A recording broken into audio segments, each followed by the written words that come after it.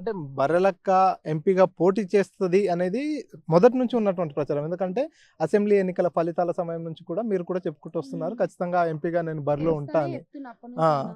So, మరి ఇప్పుడు చాలా వరకు ప్రచారం అయింది. మీరు హ్మ్. ఎంపీగా పోటీ చేస్తున్నప్పుడు మల్కాజిగిరి కావచ్చు, ఇంకో చోట కావచ్చు, ఇంకో చోట అవును. కావచ్చు బర్రెలక్క పోటీ చేసింది. అవన్నీ వదిలేసి సిటీ సరౌండింగ్స్ వదిలేసి నాగర్ కర్నూల్ నుంచే పోటీ చేయాలని ఎందుకు అనుకుంటున్నారు?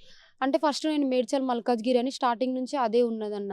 కానీ మాకు అదంతా తెలిసిన ఏరియా గాదు. అక్కడికి తెలుసుకోవడానికి మేము ట్రై చేసినాం. కానీ మాకు వీలవ్వట్లేదు. అంత పెద్దది గదా! సో, దానికి ఇంకా పెద్ద టీమ్ ఉండాల్సొస్తది.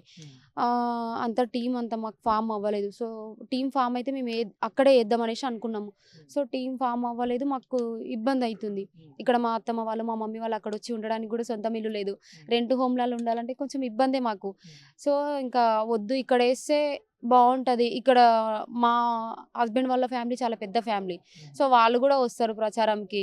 ఇంకా అక్కడ ఏజెంట్‌గా తిరిగే మా హస్బెండ్‌కి గాని, ఏజెంట్‌గా ఉండేవాళ్ళకి గాని కొంచెం ఇబ్బందయితది. నెక్స్ట్ కొంచెం ఇంకా పెద్ద టీమ్ ఫార్మ్ చేసి నెక్స్ట్ అక్కడ ఏస్తే బావుంటదని ఆలోచించుకొని ఇక్కడ ఏయాల్సొచ్చింది. ఇక్కడ తెలిసిన ఏరియా అన్న మనకి కొంచెం మేము చిన్నప్పటి నుంచి తిరిగిన ఏరియా కాబట్టి ఇక్కడుంటే మాకు కొంచెం కంఫర్ట్‌గా ఉంటదనేసి ఇక్కడ ఏయాల్సొచ్చింది. అంటే నాగర్ కర్నూల్ పార్లమెంట్ పరిధిలో 7 అసెంబ్లీలున్నాయి. ఆ! కొల్లాపూర్ అసెంబ్లీ మొత్తం గూడా మీరు ఇదివరకే హ్మ్. ఎమ్మెల్యేగా ఉన్నప్పుడు తిరిగారు. కొంత గ్రిప్ ఉంది. హ్మ్. కానీ ఇప్పుడు మిగతా 6 అసెంబ్లీ సెగ్మెంట్‌లలో కూడా బర్రెలక్క పోటీ చేస్తుంది. ఇండిపెండెంట్‌గా పోటీలో ఉంది అనేటటువంటి అంశాన్ని తీసుకెళ్ళాలి. మీరు ఏదైతే గెలిస్తే గాని మీరు హ్మ్. కొన్ని కొన్ని హామీలు ఇస్తుంటారుగా అవన్నీ అవును. ప్రజలకు చేరవేయాలంటే ఎట్లా? సోషల్ మీడియా వేదికనా? లేకపోతే ప్రతి ఊరు తిరిగే ప్లాన్ ఏమన్నా ఉందా? ప్రతి ఊరు అంటే ఇగ ఎప్పటినుంచి తిరుగుతున్న వల్లనే కావట్లేదు గదన్న. పార్టీ గుర్తులనేవి ఎప్పటినుంచో ఉంటాయి. వాళ్ళ వల్లనే 7 నియోజకవర్గాలు తిరగడం కావట్లేదు. సో, సోషల్ మీడియా అలాగే నాకు వీలైనన్ని తిరుగుతూనే ఉంటా. ఒక చిన్న ప్లాన్ అయితే ఉంది. ఆ ప్లాన్ ద్వారా అయితే మాక్సిమం అన్ని విలేజ్‌లు కవర్ చేయగలుగుతా. అసెంబ్లీ ఎన్నికల్లో పోటీ చేసిన అనుభవం మీకుంది హ్మ్. కాబట్టి, ఇప్పుడు ఎట్లా ముందుకెళ్ళాలి? ఇంకా ఎన్ని డేస్ ఉన్నాయి? ఎక్కడెక్కడ అదంతా తిరగాలి రూట్ అనేది మ్యాప్ గావచ్చు హ్మ్. అదంతా ప్లాన్ చేసుకున్నారా? చేసుకున్నా. ఎవరెవరు ప్లాన్ చేశారు? నేను, మా హస్బెండ్, మా అత్త, హ్మ్. మా మమ్మీ హ్మ్. ఇంకా కొంచెం చిన్న టీమ్ ఉంది. మేమందరం కలిసి ప్లాన్ ఏసుకున్నాం. అప్పుడు గూడా అసెంబ్లీ ఎన్నికల సమయంలో ఒక మేనిఫెస్టోని గూడా మీరు రూపొందించడం హ్మ్. జరిగింది. ఇప్పుడు గూడా అటువంటి మేనిఫెస్టో ఏమన్నా రెడీ చేశారా?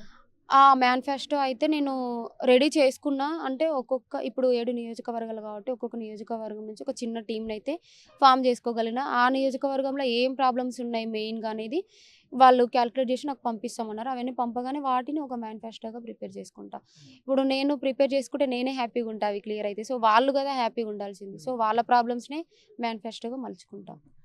గత అసెంబ్లీ ఎన్నికల్లో దాదాపు మీకు 5,700 పైచిలుకు ఓట్లు 25, 725 అనుకుంటా. హ్మ్. అన్ని ఓట్లొచ్చాయి. మరిప్పుడు పార్లమెంట్ ఎలక్షన్. ఇప్పుడు ఓటర్ల సంఖ్య గూడా ఎక్కువగా అవును. ఉండేటటువంటి అవకాశం ఉంది. ఎంత మేర అంటే విజయం మాట పక్కకెడితే ఎంత మేర ఓట్లు సాధించే అవకాశం ఉంది? దగ్గర దగ్గర ఒక 1,00,000 పైనే వస్తాయనుకుంటున్నాను. ఎక్స్‌పెక్టేషన్ ఉందా? ఉంది. అంటే ఇప్పటివరకు మీరు ఎమ్మెల్యేగా అయిపోయిన తర్వాత, పోటీ చేసిన తర్వాత కూడా చాలా సందర్భాల్లో హ్మ్. ప్రజల్ని కూడా కలుస్తూ వచ్చారు. అవును. చాలా సందర్భాల్లో చూసాం మేము మీ స్టేటస్‌లు కావచ్చు అవన్నీ కూడా. హ్మ్. వాళ్ళేమంటున్నారు? ఎంపీగా నిలబడితే మద్దతిస్తాం అనేటటువంటి హామీ వాళ్ళిస్తున్నారా? ఇస్తున్నారు. హ్మ్. మద్దతు ఆల్రెడీ నేను కొంతమంది మహిళలను కలిసిననమాట. సో, వాళ్ళకు ఓటుకు నోటే దానిపై అవగాహన గూడా కలిగించుకుంటూ వాళ్ళన్నారు, "ఓకే. నువ్వు నిలబడు. మేము వర్క్ చేస్తాం" అని జెప్పేసి చెప్పిర్రు. హ్మ్.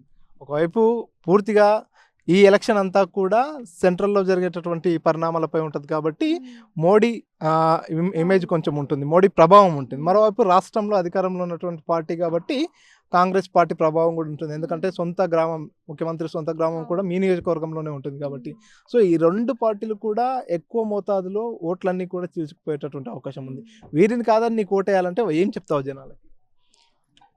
ఏం జెప్తా అంటే ఓటుకు నోటు అనేది ఫస్టు తీసేయాలి. ఇప్పుడు మీరన్నారు సెంట్రల్‌లో ఒక పార్టీ, స్టేట్‌లో ఒక పార్టీ.